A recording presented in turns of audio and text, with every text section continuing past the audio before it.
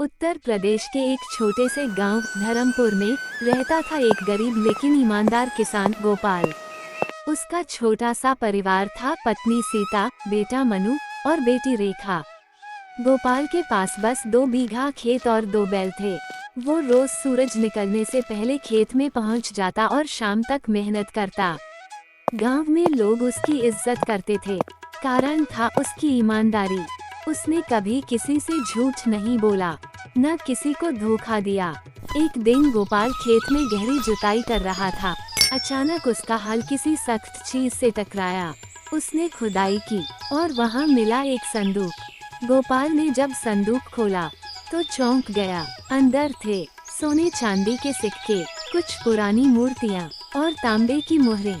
गोपाल वहीं खड़े होकर सोचने लगा, अगर मैं ये खजाना रख लूं, तो मेरी गरीबी दूर हो जाएगी। मैं गांव का सबसे अमीर आदमी बन जाऊंगा और फिर मेहनत करने की भी जरूरत नहीं पड़ेगी। लेकिन तुरंत ही उसने तय कर लिया, ये जमीन मेरी नहीं है, ये खेत तो जमींदार से किराए पर लिया है। खजाना भी मेरा कैसे हो सकता है। गोपाल ने संदूक बैलगाड़ी में रखा और सीधे पहुंचा जमींदार धर्मपाल सिंह के पास। धर्मपाल सिंह ने जब संदूक देखा तो हैरान रह गया। गोपाल ने पूरी बात सच्चाई से बता दी। धर्मपाल ने पूछा, गोपाल, तू ये खजाना लेकर भाग भी सकता था, फिर लौटाया क्यों? जो मेरा नहीं, उसे रखने का मुझे कोई हक नहीं।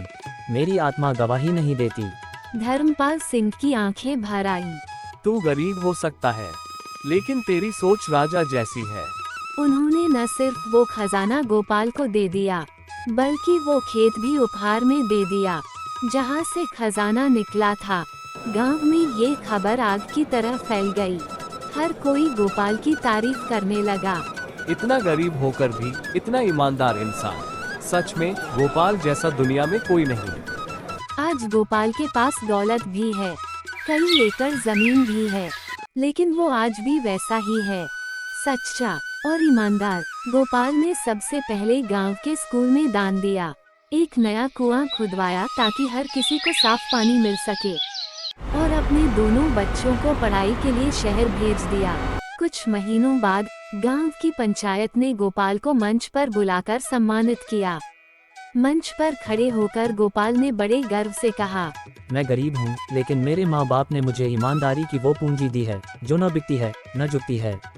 और आज इस मंच पर खड़े होकर मैं सिर्फ इतना कहना चाहता हूँ, अगर दिल में सच्चाई हो, हाथ में मेहनत हो और ज़मीर जिंदा हो, तो एक दिन खेत की मिट्टी भी सोना उगलती है और भगवान भी खुद चलकर किसान को खजाना सौंप देता है। शिक्षा। गोपाल की कहानी हमें सिखाती है कि गरीब होना गलत नहीं, लेकिन बेईमान होना पाप है। सच्चाई का रास्ता कठिन जरूर होता है, लेकिन उसका फल सबसे मीठा होता है। ऐसी ही और कहानियाँ देखने के लिए हमारे चैनल विकी वर्ल्ड टीवी को सब्सक्राइब करें और सबसे पहले हमारी वीडियो देखने के लिए बेल आइकन जरूर दबाएं।